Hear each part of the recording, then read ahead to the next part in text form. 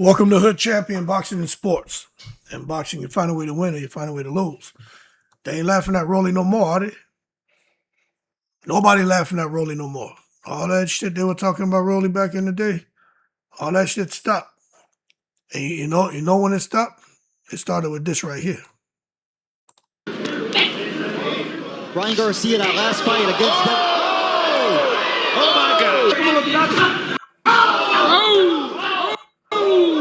Ryan Garcia, that last fight against them. Oh my God!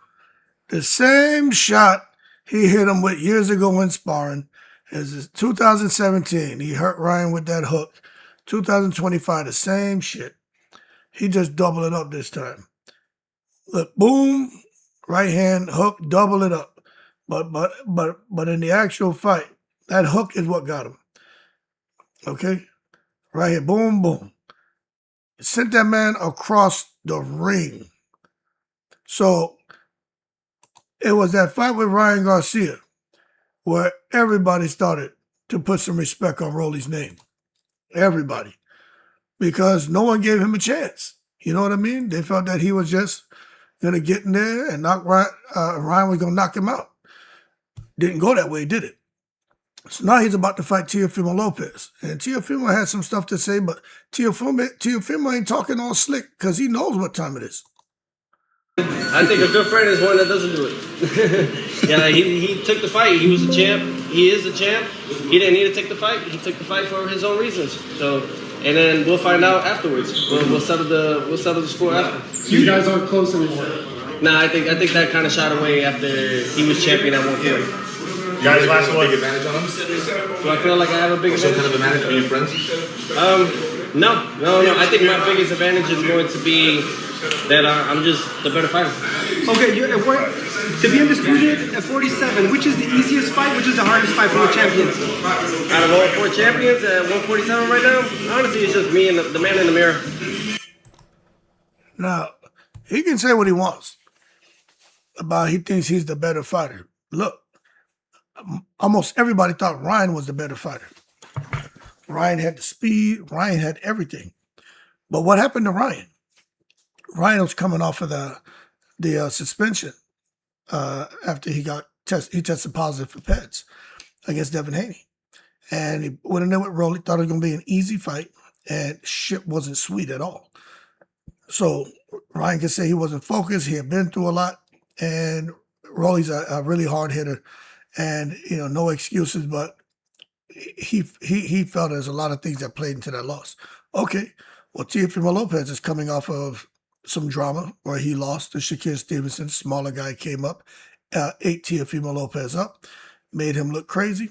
Tio Fimma Lopez, like Ryan's, coming off of a loss and going up against Rolley in a fight where he thinks he's the most technically skilled fighter, technically gifted, and more athletic, and he thinks he's going to get in there and be the better fighter and win. Same shit Ryan thought. But what happened? Ryan got caught with the mega boom, half Cuban, half American, hooks from Rolley. And I'm telling you, for Tio Fimma, I can look in his eyes and see Tio Fimma, he doesn't have the confidence. And I think we need to start taking Rolley serious. I've been saying that, and I'm going to keep saying it. Ain't no more laughing at Rolley. And people don't know how to take him now because this man, he stopped all the cussing. He stopped all the wild remarks. This man is, giving his life to Christ. And look, I don't talk about religion because people can do what they want. But what I'm telling you is, when you got a man who's out here said he's a servant of boxing and he's a servant of Jesus Christ, you better take that man serious. You know what I'm saying? And that's why Tio Fimma was like, you can see in his eyes, he's taking the fight. It's a good payday. It's a good opportunity to try to pick up a title, but I just think he knows he ain't going to win. You know what I'm saying? And I think these guys are running. Let's be honest. Who would have thought 5 years ago, when Rolley was a champ at 135 and how things went against at 140 where he fought and got ate up by Pitbull Cruz, who would have thought Rolley be out here with possibly a candidate to be put in the Hall of Fame? You know what I'm saying? Who would have thought? Because look, he beat Ryan. If he beats Tio, well, we got to stop and start talking here. You know what I'm saying? We gotta start having a conversation. 135, 140, 147, champion. Now at 135 and 140, he was saying for years he should have never been there, but he was doing it anyway. Getting down to 135, 140 was killing him.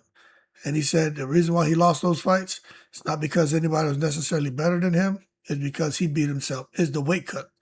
But now at 147, he's got his power. He's not exhausted. He's fully hydrated. He's not handicapped. His punch resistance is there. His ability to recover is there. And he showed that.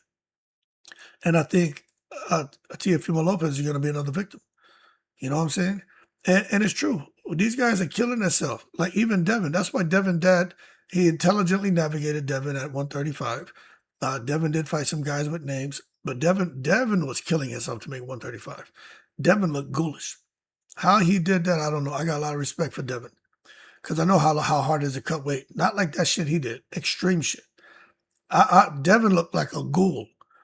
You know who else made a weight cut where they looked like a ghoul was Julio Cesar Chavez Jr. when he was making that cut for Canelo. That man looked like a ghoul, man. So the bottom line is when these guys no longer have to do that, you get a different fighter, you know? And I think that's what you have at Rolley. You got to take him serious. You know, when someone has that kind of power, it's not just about him hitting you on your gloves or touching you to your body and you're like, oh, that was a hard shot. No, he hits you and he debilitates you. You know, he hits you and you go night-night. You know what I'm saying?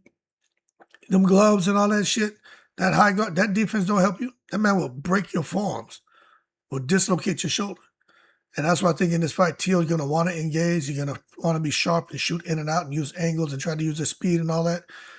But I just think once he feels one of them shots from Rolley, he sparred him before.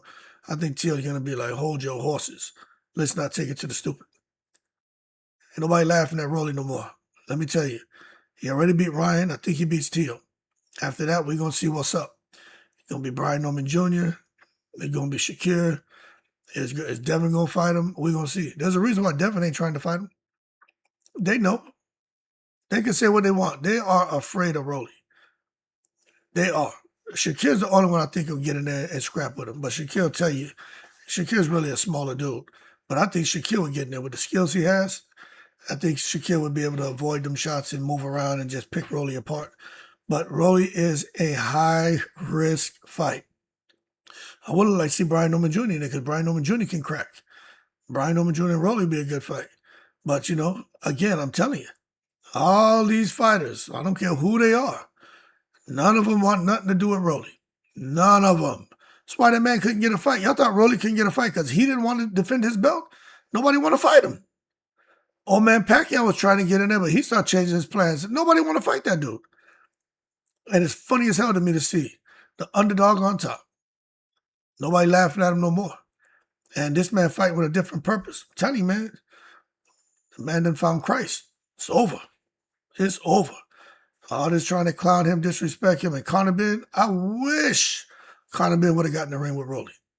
I think Rolley would have knocked him out, but that would have been so beautiful to see Rolley knock his ass out cold. But Ryan gets to do it, so that's going to be cool.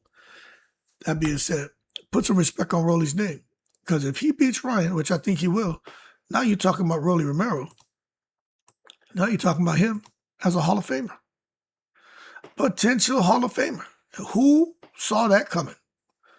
Anyway, I hope that man makes money hand over fist because he was bullied his whole life because he didn't start talking till late. Even now they try to bully him. But that shit done died down, especially after they saw him judo throw that dude in the damn sparring session. And they're realizing, holy shit, in a real street fight, Rolley would whip my ass. So they put some respect on his name now. And they should. Because he didn't come out here and do nothing crazy to become a champion. He did what he had to do.